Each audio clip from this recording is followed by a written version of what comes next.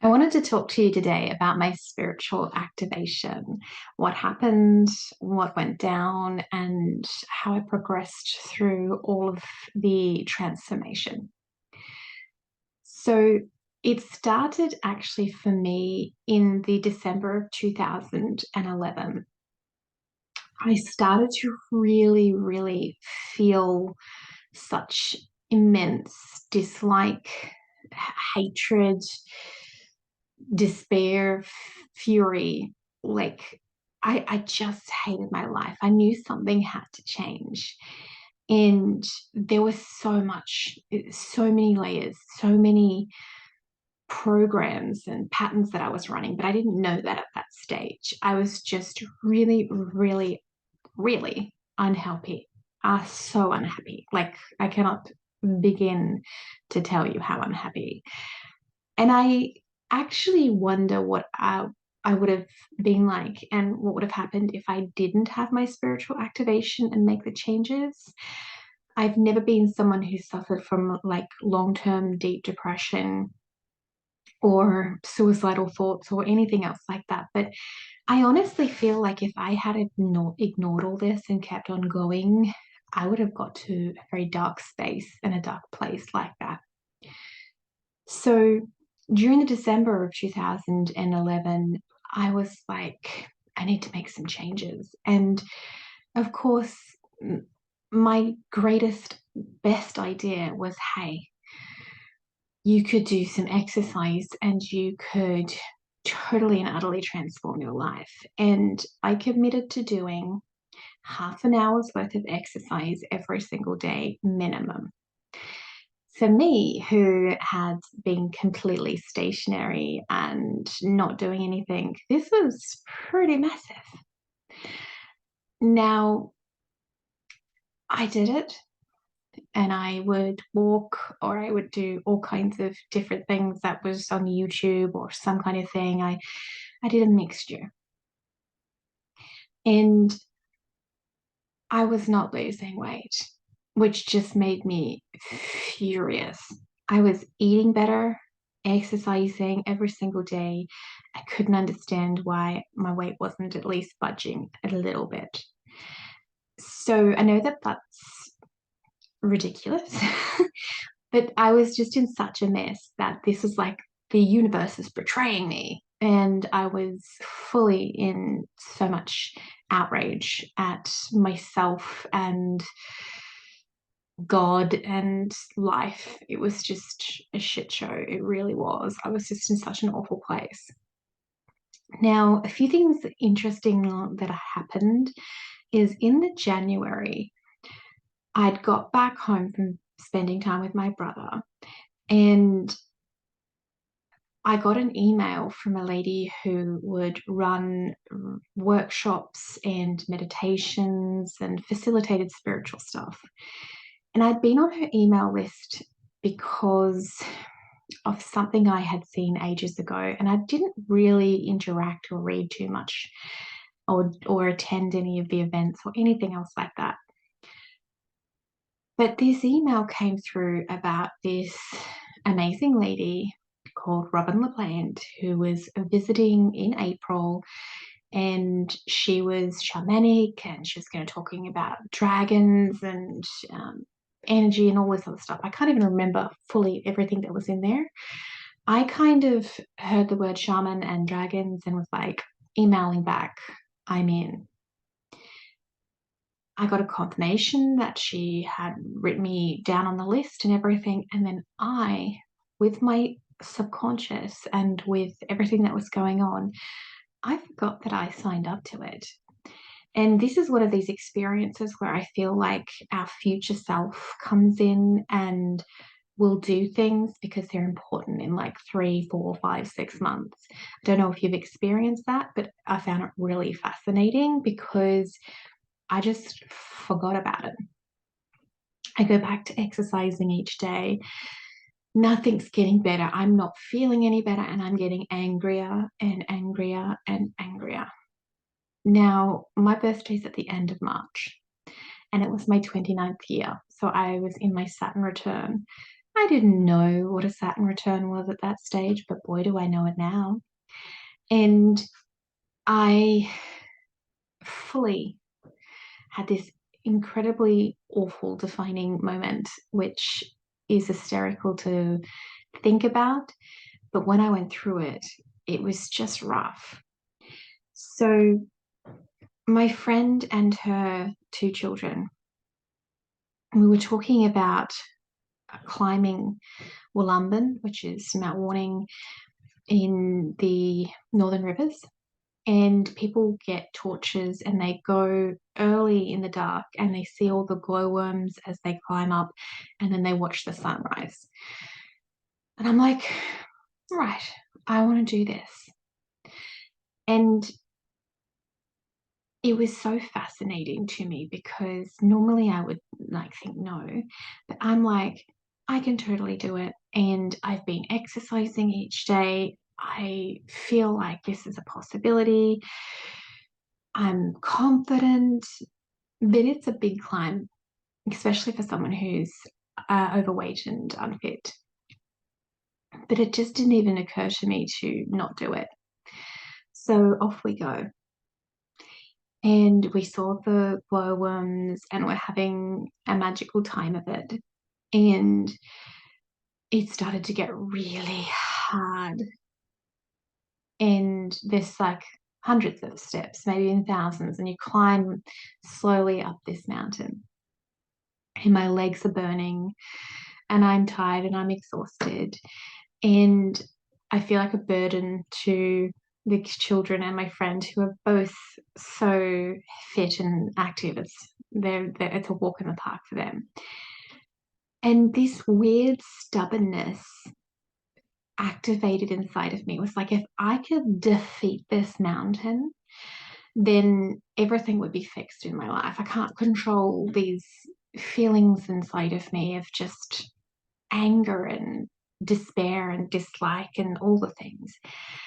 And I realized that in hindsight, this mountain becomes symbolic of my unhappiness. And I was going to conquer this mountain. And the mental journey I went on was so full on and so full of anguish. I was so determined. And I climbed and I ached and I hurt and it was freezing and it sprinkled a little bit with rain and all these things were going on. And I was like, oh my God, do I really want to do this? And I kept going. There's this part at the very top, and it's called the chains. And you kind of have to like haul yourself up to get to the plateau and the viewing path. And at this stage, the rains had come, and it was freezing because of the altitude, and there's fog everywhere.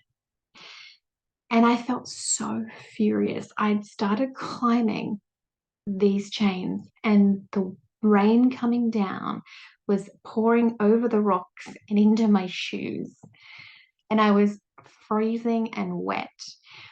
And my legs were shaking from the exhaustion and being overused. It was just full on. And I had this moment of surrender. And my mind and my heart and my body's just like, what are you doing? Why are you pushing for this? It's raining. There's fog and mist and clouds everywhere. You can't see anything. Why are you determined to get up to the top? What do you want to get out of this? And I wobbled over to this tree with all these big roots and I sat down and I had a tiny little thermos of tea and it was hot. So I made myself a hot tea and I'm sitting there and I'm like, okay, you've rejuvenated a little bit. Do you really want to go up there and just get even more wet and see nothing? Or are you going to accept that this climber has had absolutely nothing to do with you wanting to conquer it and do it and being stubborn and determined and powerful. And it's actually, you need to love yourself enough to just stop. And I just sat there and I sat and I allowed myself to feel it all. And I went, I'm being ridiculous. I'm not going to see anything. I've pushed myself all this way and now you've got to go down. And it was the most excruciating journey down I've ever experienced because I had really hurt my muscles on the climb up. When you're descending and your whole body weight is like putting it on, it's like the front of your muscles on your thighs are taking the full brunt of everything. And every step was like burning hot razor blades in my muscles. And I didn't have as much energy to lift my legs. So there's this one part where you have to really climb down this boulder. And I put my hand on this rock, which had like a vine thing, which I thought was like fully cemented there and it was wrapped around it tightly, but it was loose. So when I put my hand on it, me and the vine slipped. So my toes in my sneakers smashed into the um, ground. I didn't know it at that time, but I had just bruised and traumatized my toes so much. I had 6 black toenails, and I would eventually lose 3 of my toenails and have like issues with them for years to come. It was so painful. So now every step, my feet were just traumatized, but my leg muscles were like razor burns, and I was just so miserable, excruciating pain, which in many ways symbolizes what my soul was feeling and what was actually going on with I needed change. I was so unhappy. And I finally make it all the way down. And do you know, my only thought was, well, at least I'll lose some weight. At least out of all of this, it's been so terrible. At least I'm going to lose some weight. And so, because Spirit has a very funny sense of humor, I actually didn't lose weight. I put on weight. I think it was probably because of the muscles. But I was furious and so upset. Now, a series of really interesting things happened. And there was a lady who was an energy healer, and she did the Mune Key shaman rites. And she had like this muscular energy routine thing that she used to do. And she's just really profound. And I was in excruciating pain for days. My muscles just wouldn't release the pain. And my birthday lunch with my sister and my mum came up. And do you know, I walked past this lady's healing little workplace that she had in the shop. And I took her brochure and I was reading it and I was like, oh, now when I was reading it, I was really drawn to the energy work and to the Mune Key shaman rites. But I didn't say that. I didn't acknowledge that. Instead, I was in my logical brain and I'm like, oh, look, she does this muscular stuff that might help with my legs. I'm still, a bit iffy about should I do it. And I go home and I get an email from the same lady who I booked in with the workshop in the January.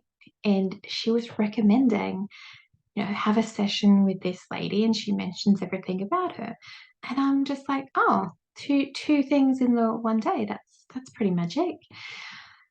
A couple of hours later, I'm opening the local newspaper and here is something about her as well. And I'm like, three things in one day. And it just had that feeling like you need to go and see her. So I booked in. Now, I told her that I was coming because I had like muscular problems and explained, I needed to have work done on my legs. I get to the event and a good venue, and I sit down across from her. She's like, "Oh, tell me what's been going on." And out of my mouth poured everything, my frustrations, I'm trying to change everything I'd been feeling, the exercise I'd been doing, this event on Wollumben, and like everything that happened. And I was fed up and I was done and I needed change and I needed help. And I wanted to be, you know, I wanted to be more spiritual. I wanted to do this stuff with the shaman things. Like it just poured out of my life, like right out of my mouth. It was profound and like a word vomit. And the poor woman had me like just talking flat out for 20 minutes. And she says, we can do some work. We can work upon this. And she gets me on the table and she starts going through my chakra system and doing energetical work and shamanic work. And I'd set such huge intentions and she was really working with that. And I felt so at peace and so different and so good. And she did the most profound healing. It was my first energy healing I'd ever had. And it changed my life. I'm like, this is the answer. It's not exercising every single day. It's exploring energy and getting help. So I book in with her again the next week. I said, I really want to work upon this. And what happened was I just started to shift and heal in the most profound ways. And lo and behold, it's quite hysterical when I think about it.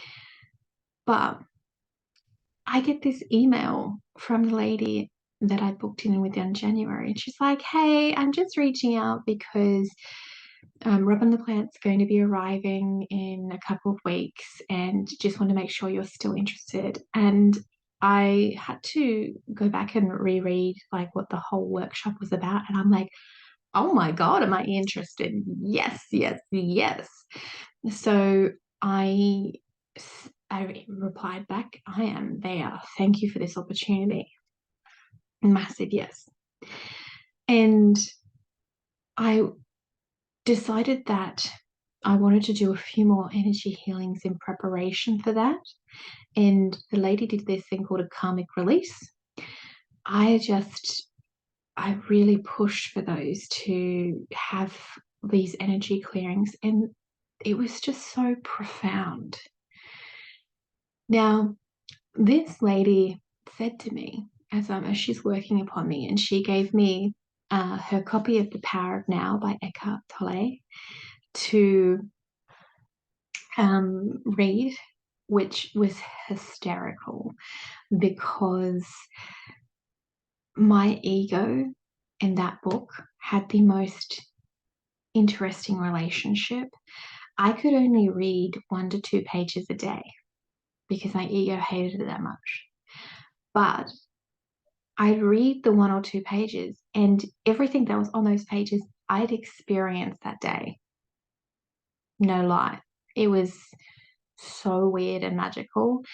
And this is the thing that I feel that happens when you have spiritual activation is spirit gives you like all these magical moments in order to keep you on the momentum of change. And this is what I felt happened within me because now in hindsight, I can say I know archetypally what happened. It was the mystic archetype descending into my field, into my body, and to really go on this complete esoterical journey of discovery. And I would explain it to people. It was like I was on a bullet train and I couldn't get off, because if I took one step off, it was so excruciating. I just had to get on the plane and not, the train, and not really know where I was going. But just whatever I was supposed to be learning, I would learn. And in a 2 to 3 year period, I consumed vast amounts of esoterical knowledge, workshops, modalities and energy trainings, traveled overseas and did portal work and energy work, and traveled over to the Mexico and did a pilgrimage and a spiritual tour that was so much more. It activated all this stuff, and I got to meet a main elder, and that's a whole other story. I just consumed and experienced everything: Reiki healing, crystal healing, fifth dimensional workshops that's talking about energy and vast things and bigger concepts, the Australian Bushflower Essences practitioner, the Mune Key, and the shaman rites, and another shaman course. I did study on Wicca and earth medicines, multiple books. Caroline Myss and her archetypal work started to come in towards the end of it. And I had like this period of time where I was just learning all this stuff, medical, intuitive course, astrology. I did a little bit of numerology, a little bit of the Kabbalah, just all kinds of stuff. Too many to even remember and list. Like, I just consumed all this information. And then at a certain period of time, would have been, this all started in March of 2012, and it would have been probably towards the end of 2014 and into 2015 that the mystic archetype kind of lifted, and it was time for me to start to embody all the stuff that I'd learned. And it was at this stage that Caroline Myss came in, and the stories of how these books and these things find me and have these impacts is quite amazing and magical. So an example is with my Mexico trip. So I was drawn to a book called Serpent of Light by Drunvalo Melchizedek. I almost had an out-of-body energetical experience and just was almost high as a kite when reading that book. And other people I had lent the book to, and they just didn't have much of an experience at all. There's something in there that has codes for me. And then in the book, it mentions Whom Bats Man, who then I go to Mexico with. And so I get an email, that, hey, do you want to come and do this spiritual tour? There's Whom Bats Man. So, like, you couldn't make that up. But my experience with Caroline Myss was the same. So there was a beautiful elderly lady I used to go and help, and she really wanted to do things by exchange. So I helped her with her computer and fixing a few things. And in exchange, she gives me these CDs, which had been given to her. And they were the Entering the Castle CDs of Caroline Myss. Now, for anybody who wants to come to me for pirated copies of anything, I have purchased that since. So, if anyone wants to get upset about that, but I wasn't going to say no to a wonderful old lady gifting me some stuff. I just put them on my bookcase and didn't think anything of them. A couple weeks later, I have this blog article which was talking about the empath, and I'm reading it, and it mentions Caroline and this one course. And I go over and I'm looking at her website, and I look through all the media library, and this one thing stands out to me, which I think the very first one I ever did was um, information that every energy healer needs to know, or something like that. And it was um, a course that she had done about understanding energy in the body and the chakra systems and everything for energy healers. I downloaded it. I watched and consumed all 10 lessons, and my life was forever changed because this was my guide, this was my teacher, this was my predominant person who would change my life. And Caroline is, I just think, one of the most amazing human beings. And from then, I have studied so many of her other videos. I've purchased her Sacred Contracts, it's all about the archetypes. I just love this woman. And I found my thing.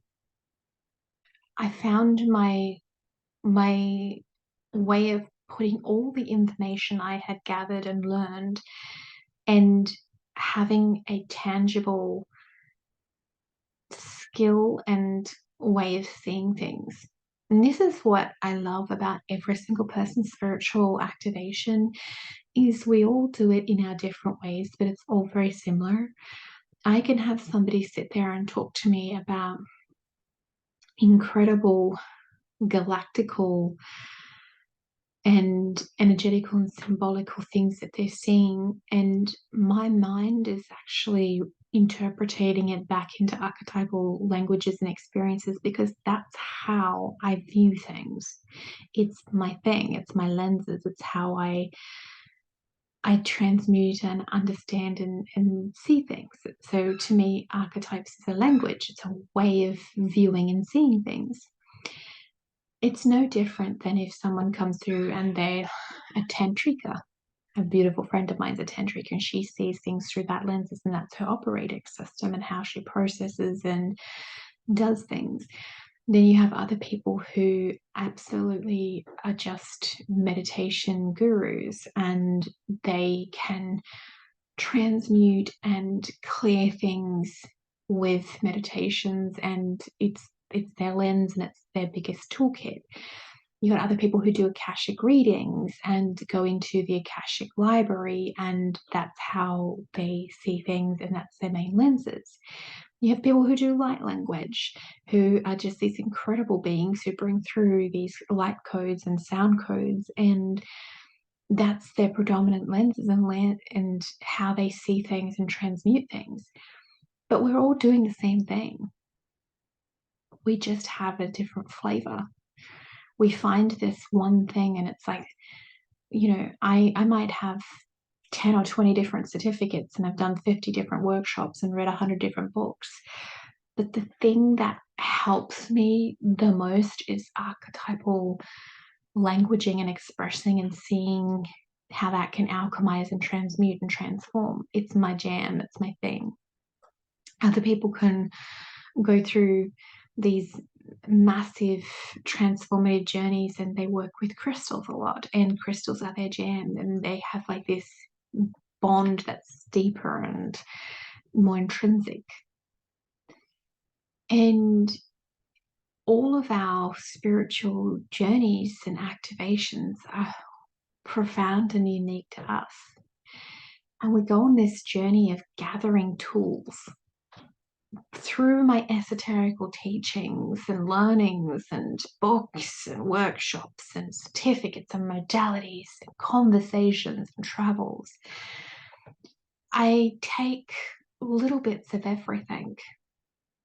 And I've gone to an entire workshop, paid hundreds of dollars for a workshop, and the man ends up saying like just one or two things that I need to hear. It's like, 1 or 2 paragraphs.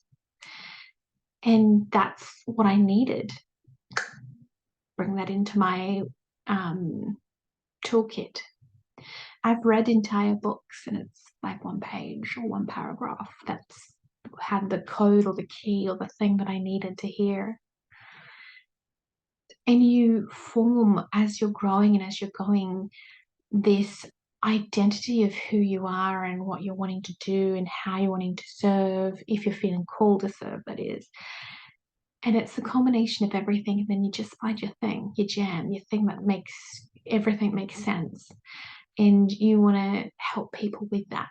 And the cool thing is there's millions of other people in the collective who speak your language, who respond to the thing that lights you up.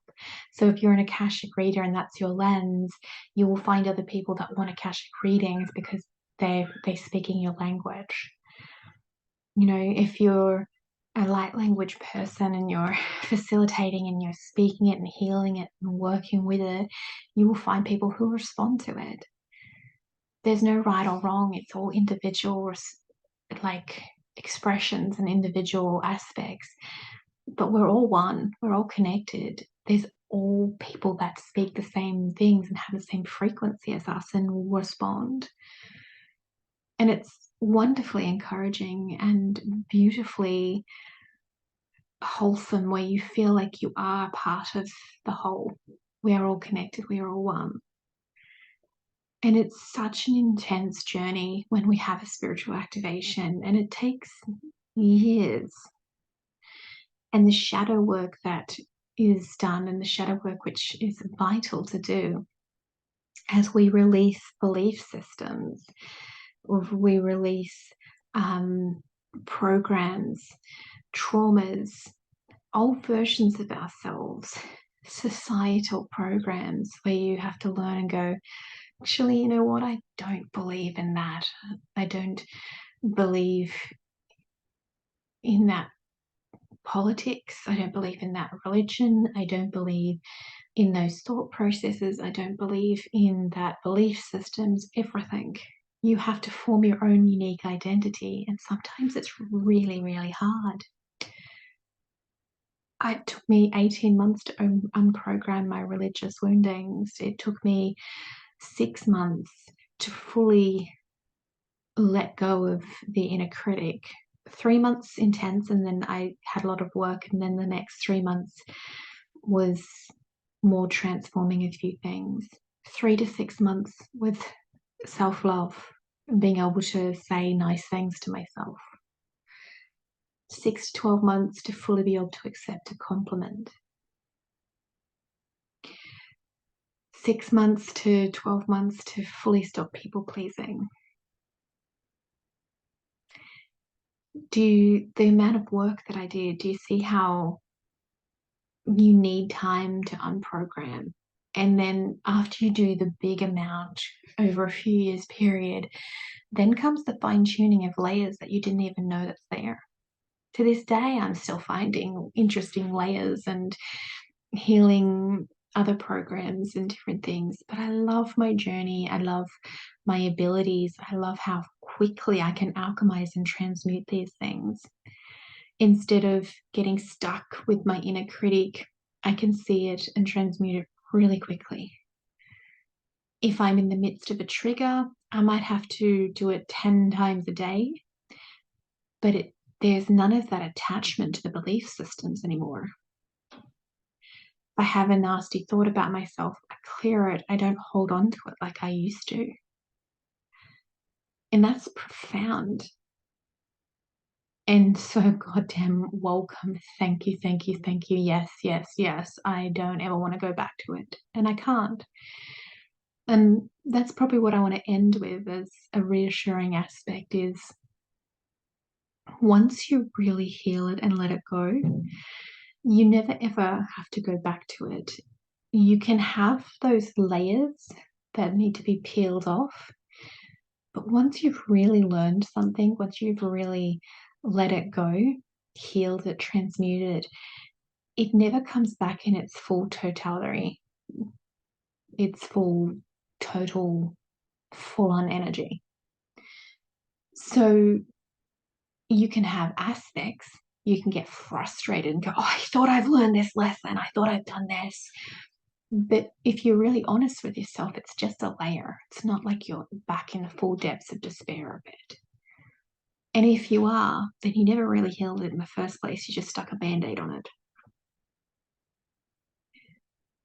So I hope this has made you think and reflect on your own spiritual journeys and your own spiritual activations and your learning and how things have unfolded for yourself. I'd love to hear from you. If this resonated, please like, comment, subscribe, follow, and reach out, because I really love the community aspect of being online and I want to know if this resonated. I'll see you in the next lesson, well, the next episode. Bye for now.